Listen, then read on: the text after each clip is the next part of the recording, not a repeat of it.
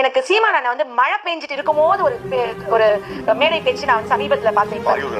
ஆனா நீங்க நம்ப மாட்டீங்க, எல்லாரும் நினைச்சிட்டு இருக்காங்க அவர் வந்துட்டு இவர் கூட வச்சு பேசலாம்ல அப்படின்னு சொல்லலாம். ஆனா அண்ணன் வந்து என்னுடைய தம்பிகள் மழையில நிற்கும் போது நானும் மழையில நிற்கணும் அவர் சொல்றாரு. ஆனா பிரபஞ்ச சக்தியை பத்தி அண்ணன் யோசிக்காத ஒரு விஷயத்த நான் சொன்னேன் கணவர்கிட்ட. தண்ணிக்கு பயங்கரமான பவர் இருக்குப்பா. தண்ணியோட பவர் யாராலையும் மிஸ்டேஜ் பண்ண முடியாது. அந்த அண்ணன் மேல தண்ணி விழும்போது அண்ணன் வாய்க்குள்ள தண்ணி கொஞ்சம் போதா நான் பேசிட்டு இருக்கவே பாக்குறேன். ஏன்னா இந்த கான்செப்ட் நான் அடிக்கடி சொல்றேன். ஒருத்தவங்க ஒரு விஷயத்தை இப்ப நம்ம கையில தண்ணி வச்சிருக்கேன் தம்பி, தண்ணி வச்சுட்டு நான் வந்து வாழ்ந்து என் தலைமுறையை வாழ வச்சு காமிக்கிறேன் அப்படின்னு சொல்லிட்டு தண்ணி குடிக்க வச்சுக்கோங்களேன்.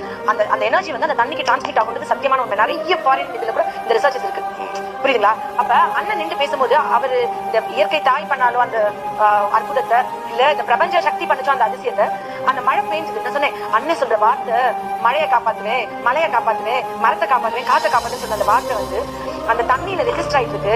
அண்ணன் மேல அந்த மழை துளி விழும்போது அந்த தண்ணி அண்ணன் பேசிட்டு இருப்பான். அந்த தண்ணி அண்ணன் வாய்க்குள்ள குடிக்கிறார், ஒரு செகண்ட் முழுங்குறாரா, சப்பராரா, அப்படியே விழுந்துட்டு இருக்க. அண்ணன் அந்த தண்ணியை முழுங்கிட்டே தான் பேசுறாரு. நான் சொன்னேன் சீமான் அண்ணன் ஜெயிச்சிரு.